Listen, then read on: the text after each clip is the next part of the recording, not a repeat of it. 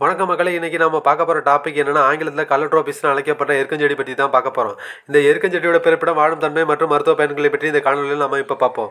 கிராமப்புறங்களில் இந்த எருக்கஞ்செடியை நீல எருக்கு, வெள்ளை எருக்குன்னு 2 வகையாக பிரிக்கிறாங்க. இது ஆசிய பகுதியை தாயமாக கொண்டது.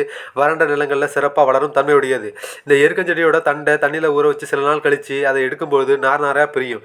அந்த நாரை கொண்டு ஆதிகால மனிதர்கள் வில்லோட நான் செய்யவும், மீன்வலை செய்யவும், அதை கொண்டு கயிறு தயாரிக்கவும் பயன்படுத்தி வந்தாங்க.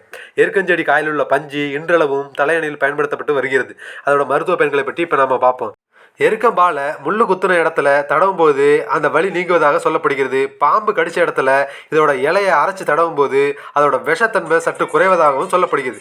எருக்கஞ்செடியோட பால் தோல் நோய்க்கு மருந்தாக பயன்படுவதாகவும், அதனுடைய வேர் அஜீரண கோளாறு மற்றும் சர்க்கரை நோய்க்கு மருந்தாக பயன்படுவதாக சொல்லப்படுகிறது. நன்றி.